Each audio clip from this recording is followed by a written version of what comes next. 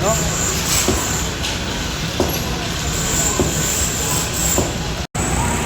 Magandang hapon. Nagbabalik po tayo dito sa may Alonso Street, corner Di Jose, Santa Cruz, Maynila. Itong worth 19 million pesos na ano po, na barangay hall, na apat na palapag dati. Ngayon ito na po ang current view niya. Yung itsura nyo po ngayon, dalawang palapag na lang po ito. Halos lahat ng mga flooring sa itaas ay wala na. Unti-unti rin umabot din siguro na mga 1 month na ito, isang buwan na nung binaba ni Mayor Isko Moreno yung kanyang direktiba na tanggalin yung mga obstruction sa sidewalks. Katulad po nito dito po sa may eskwelahan ng Arellano High School. Ito po, ganito po yung kanilang ginawa rito sa bangketa na ito. Kanilang hinarangan itong ng sidewalk na ito dito po sa may Alonso Street.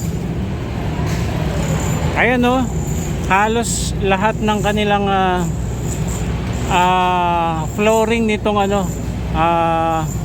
building na ito ay wala na. Halos puro haligi na lamang siguro mga ilang linggo na lamang ito at talagang totally wipe out na itong barangay hall na ito.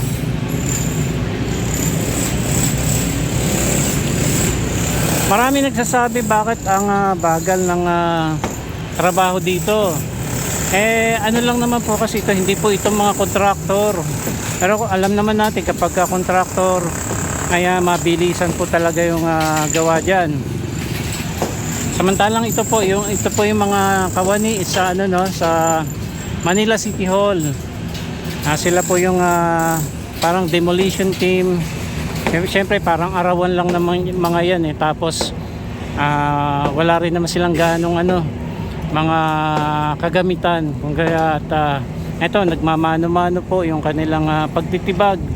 May pagdidrill, may pag-acetylene silang ginagawa dyan.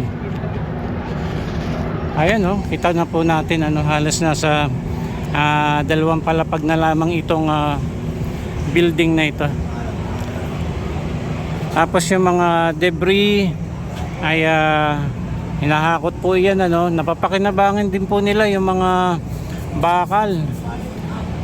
Marami-rami din po yung nakokolekta nila. Halos napupuno rin po yung kanilang truck pagka minsan nakukuhanan po natin. Yan, ito po yung Arellano High School. Yan. So magluluwag na yan. Kahit papaano ay hindi na rin sila masusuffocate. Kita po ninyo halos nagbubukas sila ng mga bintana diyan sa eskwelahan na yan. Kapag may harang diyan, lalo silang mainitan, di man lang makapasok yung hangin. Kapag na-wipe out na po ito ay malaking kaginhawahan na rin po sa eskwelahan na ito. Ayan, kasalukuyang nagtitibag si Kuya and iba naman po nagdidrill. Pagka may mga bakal, acetylene naman po yan. Ayan, punta tayo dito sa may kabilang side. Medyo delikado na rin po yung pag panik sa itaas kasi mamali ka lamang dyan ng apak, hulog ka dyan. Wala nang sasapong flooring sa dyan. Dire-diretso ka na dyan sa ibaba.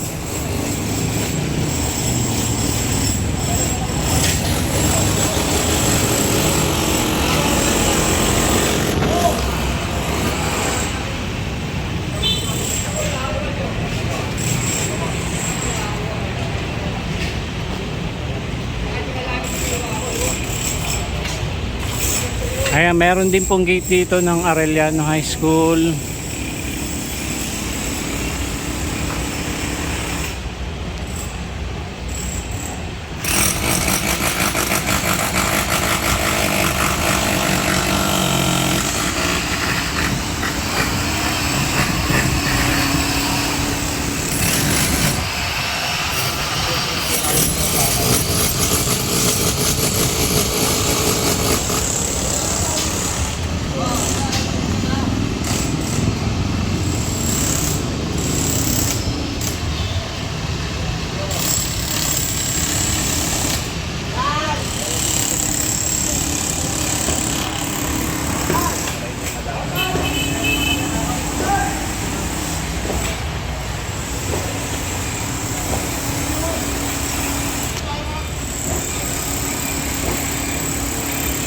Ito yung unang barangay na ano no, tinibag.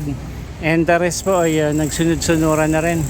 I think mayroon na ring mga more than 6 na barangay hall na tinibag ano, simula nung naumpisahan yung demolish ng katulad ng ganitong building, mga barangay hall na itinayo sa mga ano po, sidewalk.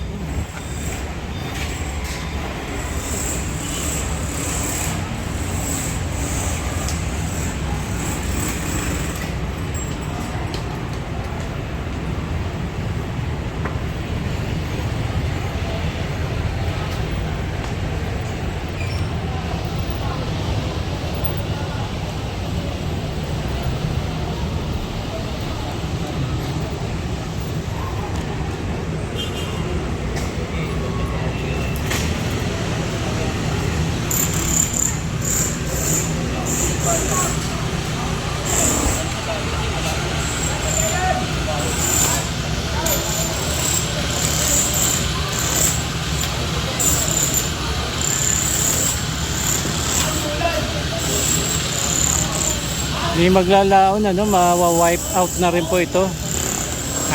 Inuunti-unti lang din po talaga.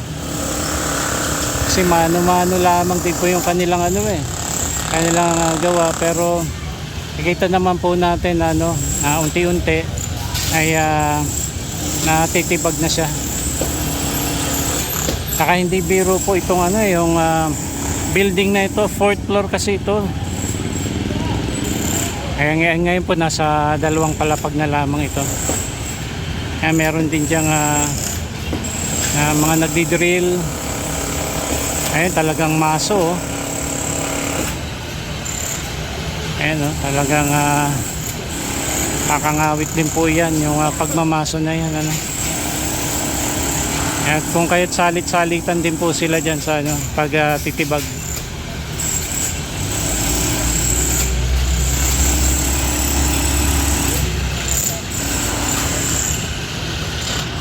Malapit na ito.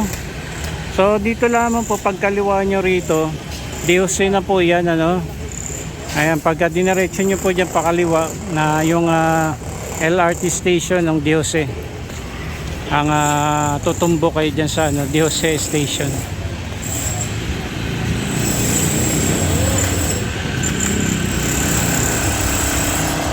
So ito po update natin dito po sa Alonso Street, Santa Cruz, Maynila, yung mga worth 19 million na barangay hall na pinatibag ni Mayor Isko Moreno, isa sa kanyang mga direktiba no, starting ng kanyang pag-upo dito po as mayor no, ng Maynila.